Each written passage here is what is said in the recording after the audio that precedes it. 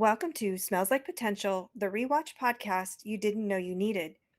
AFC Richmond soars up the table with Zava scoring all of the goals in 4-5-1. Colin can't truly be himself at work and gets benched. Jamie is jealous of Zava. Sam's restaurant is close to opening to the public, and Ted hears some unsettling news from Kansas.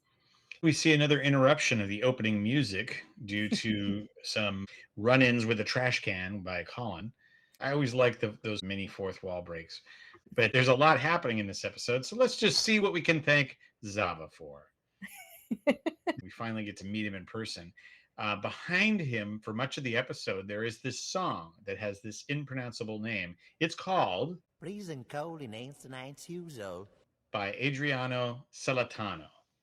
And he was a famous rock star in Italy. He really wanted to prove that Europeans in general and Italians specifically would buy anything that sounded American. So he created this song with nonsense words, but using the vowel sounds and consonant sounds of American English. So to Americans, it's total nonsense. But to the folks in Europe that may not speak English, it's like, oh, this is another hit American rock song. It gets into some blues and some funk and some soul, and it's really kind of a fun song. What I like about it is that it's a perfect mirror for what Zava brings to the team. It's this absurdist worship of this talented player, and it gives him permission to do whatever he wants to do. And I just like this song as a true metaphor for what he brings to Richmond. He says things like, "I'm an empty vessel full of gold." It's a nonsense phrase. How is it empty if it's full of gold? Your rock, mold me. Well, okay. It's not quite what he means. What you mean is I'm clay, mold me, or I am something that's flexible, but rocks are not. So it's these weird contradictions that he comes up with, these tautologies, these nonsense phrases. There's another song that's played when he's doing, I think it's either his scorpion kick or his bicycle kick, and it's Jesus Christ Superstar from Jesus Christ Superstar. I feel this is the false metaphor. This is how he's presented and how people are receiving him as this savior for the team. Danny calls him an angel. John says, "Why are you downgrading him? He's clearly a god." Right. Even though it's not time for the musical part of the episode, I just wanted to start with that because I thought they did such a good job of pairing the music with the absurdity of this character. He was late to his own signing for AFC Richmond, and Leslie went to look at the contract. And on the signature line, Zava wrote, "You're welcome," instead of his name. And that is Ibrahimovic. He took out a full page ad in the Los Angeles Times when he signed with LA Galaxy, and it literally says, "Dear Los Angeles, you're welcome." Wow, that is a healthy amount of confidence. So I love how the writer snuck in a "you're welcome." Yeah. Ted says at one point, let's help Zava feel like he's part of the team. But then if you notice in the corner of the locker room that used to have 4 players on the team, it's now just says Zava, 1 letter per locker. And it's got That can't help with the team dynamics when one player gets 4 lockers in a corner. it seems very un-Ted like that he would Mm-hmm. allow this to happen. But even Beard is wowed by him and overwhelmed by Zava. So it's just a strange turn because it seems to go so much against everything he built in the first 2 seasons. He does a couple other things that are just not cool. Anyone who's ever done theater, you know the term upstaging, and it means to stand directly downstage or in front of someone else to draw focus from the audience to you. And he does that right in front of Ted in the locker room so that he can speak to his team. And Ted keeps gently moving away from behind him, and then he keeps stepping in front of him. It's just a disrespectful move. Then, from a soccer standpoint, he does something that is truly evil when a goal is on its way in and your own teammate steps up and kicks it just so they get the goal. Just to touch it. Just to Yeah. touch it. Doesn't change its trajectory that much or doesn't change the outcome.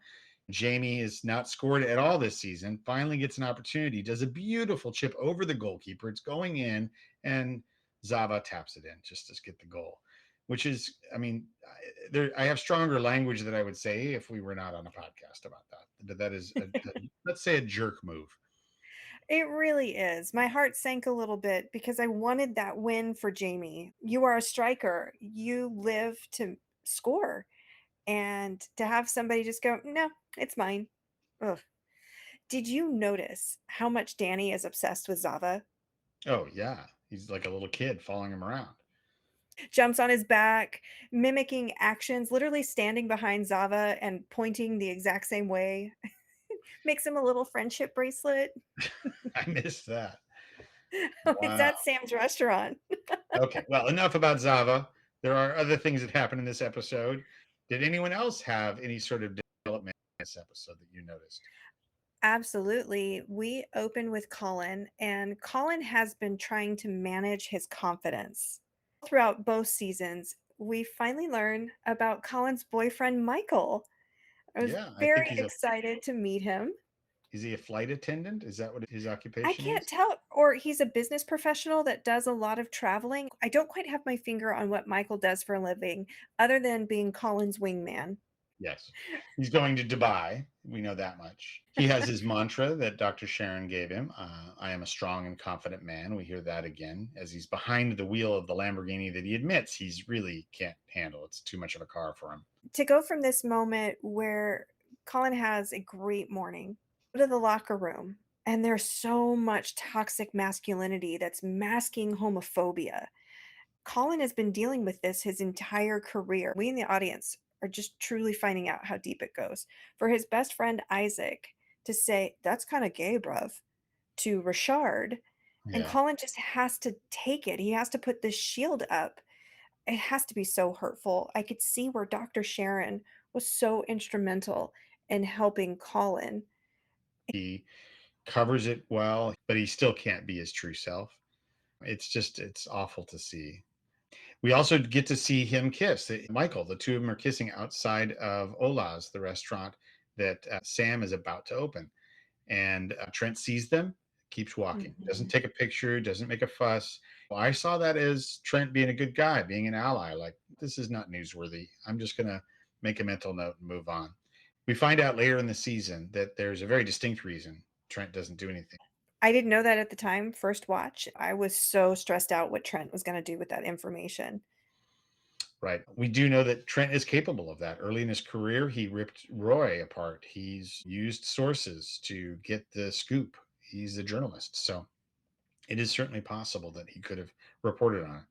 I just wasn't as worried about it. I also noticed that Dear Jamie, who's been being played for laughs for not being intelligent the first two seasons, suddenly pipes up with a lot of wisdom. I'm wondering if he's been pretending to be dumb all along, or if it's just part of his persona that it's not cool to be smart, or if he's been reading and he's generally growing and learning. He says, look, we don't really need Zava. I know a lot of players like him. They're just self absorbed glory hunters who only care about themselves. The point is, we don't need this guy. I love that Beard told him he was being ironic, and at the end of this conversation, Jamie's like, "I was being hypocritical." And he's correct. You watch Beard's brain process the fact that he just got corrected by Jamie, and he can't quite wrap his mind around the fact that Jamie was right. It's hypocritical, not ironic. He was maybe demonstrating a lack of self awareness, but by calling out that it was hypocritical, obviously he's not. He's clearly self aware. In a conversation with Roy, he hears Roy say pre Madonna instead of saying prima donna, which is how the phrase is actually pronounced. And when pressed, Roy says, like the singer before Madonna. But that's not even what the word is. It's prima donna. It's Italian. So it's really odd to have Jamie correct Beard and Roy in the same episode. In that moment, Roy agrees to train Jamie. If you really do want to be the best player on this team, I can train you. So that's a nice friendship bonding opportunity for the two of them. We also get new faces. We get to finally see Tish, the psychic that Rebecca's mother goes to. And she goes to her. There are three very salient predictions, but ultimately, the last one about her being a mother makes Rebecca say, "You're cruel, and this is not for me," and leaves the room angry and upset. But I think it's worth noting that this psychic gives her three things that may happen in the future, something to do with a green matchbook, and then a kite in nining armor. What is the phrase? A Uh, shite in nining armor. shite in nining armor. And the last one is that she will have a family. So those three will be interesting for us as we finish out the season. We meet the lead chef at Sam's restaurant, Simi. I think there might be a little spark brewing there. Mm. I read that as professional the whole time. Mm. We'll see. What Rebecca had a little reaction to it, so maybe that's why I was responding to Rebecca's reaction. Definitely. And then I am about to get on my soapbox about the next character, Dr. Jacob Bryanson, Michelle's new boyfriend, and Ted and Michelle's former marriage therapist. But you can call me Jake. But you can call me Jake. Jake, I have words for you. Well, let's talk about Ted really quick. Ted has a panic attack during a game because Jake answered the phone at Michelle's house. Yeah, and it's during kickoff. In that moment, Ted is essentially closing his eyes and trying to resist the panic attack, trying to breathe, trying to use the techniques he's been taught. He basically leaves the coaching to others.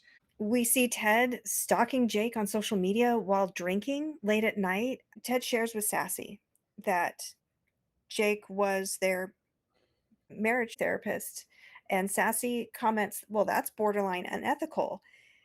That's not borderline. That is full stop unethical. He should have his license revoked. I don't understand why Dr. Sharon nor Sassy reported Jake, maybe because they're British and Jake is American, and so they don't really have a process for reporting. But LMFTs, licensed marriage family therapists, cannot enter into a sexual or romantic relationship with former clients. It is against their ethics. A psychologist might be able to be friends, but it has to be at least 2 to 5 years after the last session. So it's gross behavior. Jake knows better. He is not supposed to be in a relationship with Michelle. It seems like a violation of that trust that she's moving straight into a relationship and with their therapist. I agree with you. This was shocking to me, and that borderline jumped out at me. In the first watching, I was like, "What do you mean, Sassy? This is unethical. That's the definition of unethical." Not borderline. And then Jake clued us in. Michelle has gone back to potentially her maiden name. Jake calls her Michelle Keller when he answers her phone. As the former president at the time. Not cool, Dr. Jake. Not cool at all. So, changing the subject, Julie Andrews. Everyone loves Julie Andrews. We get a wonderful sort of love bomb about all things Julie Andrews. And they do a quick round robin of what their favorite Julie Andrews role is. Roy kicks it off with Maria, Sound of Music. And then Beard jumps in with the surprise pick. Many may not realize that she originated the role of Eliza Doolittle on the Broadway stage and was famously overlooked for the movie, which gave her the opportunity to perform as Mary Poppins in the same year. And she won the Academy Award up against Audrey Hepburn in the role that she had taken. And then I think Trent wows the room with Princess Diaries. Clarice Rinaldi. Yes, the Queen of Genovia. Yes. In addition to Leslie, Ted picks Mary Poppins as his favorite Julie Andrews role.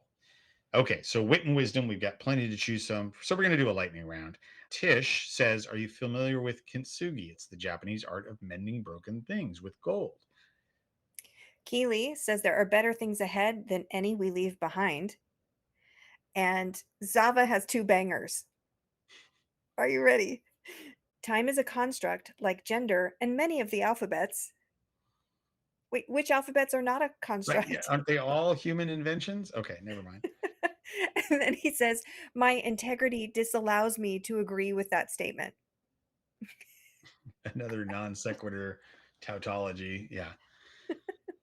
Well, thanks for tuning in, and we'll catch you tomorrow with a special guest for our reaction to season 3, episode 4, Big Week. And our outro quote: "Brevity is nice, but sometimes clarity is the true soul of wit."